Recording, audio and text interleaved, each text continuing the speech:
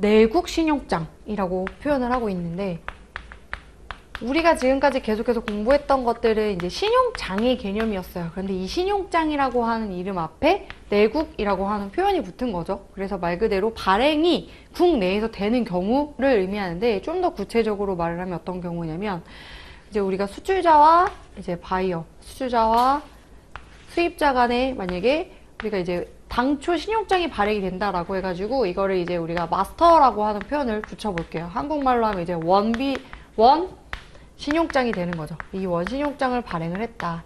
그러면 이 거래에서 수익자는 수출자가 되는 거죠. 이 수출자는 수익자다. 그런데 어쨌든 이 수출자 입장에서는 내가 수출하기 위해서 필요한 물건을 직접 생산하지 않고 조달을 해온다는 거죠. 그래서 이렇게 국내에는 결국에는 공급하는 사람이 있다는 거죠. 그게 완제품이 될 수도 있고, 완제품을 뭐 생산하기 위한 원재료를 사올 수도 있고, 아니면 외주를 주는 경우에는 인가공비를 줘야 된단 말이에요. 그렇다는 건 이 둘 간에도 지금 결제라고 하는 문제가 발생을 한다는 거죠. 그래서 지난 시간에 뭐 말씀드린 대로 이런 경우에 뭐 신용장의 양도 등도 있다라고는 했지만 꼭 그 방법만 있는 거는 아니거든요. 그래서 이 내국 신용장이라고 하는 것들은 이제 우리가 이게 마스터 LC, 그럼 얘는 이제 로컬 LC라고 표현을, 시험 문제에서 이렇게 표현을 할 수가 있는데, 얘 입장에서는 돈을 주긴 줘야 해. 그런데 내가 줄게 라고 약속하기에는 이 둘 간에도 마찬가지로 신용 위험이라고 하는 것들이 존재한단 말이에요. 그래서 둘 간에 내가 신용장을 발행을 받아서 대금직을 받으니 이 원신용장이라고 하는 게 있다는 것 자체가 뭐예요?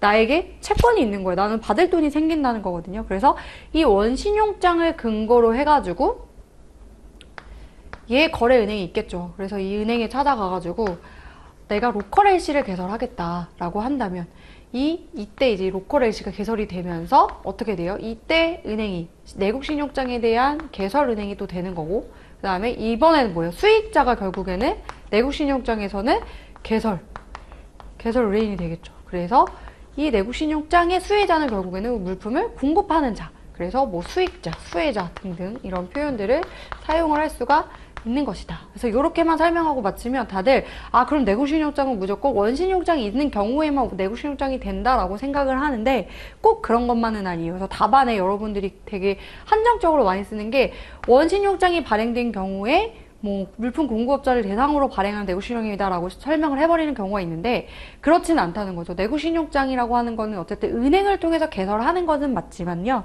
꼭 원신용장이 없더라도 마찬가지로 이 수출자가 국내에 있는 자신의 주 거래 은행과 신용관계를 가지고 있다라고 한다면 내가 지금 이쪽에 돈을 줘야 되는데 신용장이라고 하는 것들을 발행해달라고 할 수가 있다라는 거죠. 그래서 우리 교재에 있는 정의를 보면 190페이지에 수출 신용장, 마스터 LC를 받거나 라고 하고 있죠. 혹은 수출 실적이 있는 국내 수출 업체가 완제품이나 완제품 제조를 위한 원자재를 국내에 공급업체로부터 공급받는 경우, 설명을 할 때 이제 이런 내용이 들어가야 되겠죠. 공급업체를 수익자로 하고 수출자는 국내에서 사용할 수 있도록 발행되는 지급 보증서의 역할을 하는 신용장을 우리는 내국 신용장이라고 한다 라고 해서 이 의미 안에 꼭 범주를 꼭 원마스터라고 하는 원마스터 LC라고 하는 거에만 범주에 국한두지 않고 이렇게 조금 두 가지의 범주 등이 답안에 들어갈 수 있게 써주시는 것이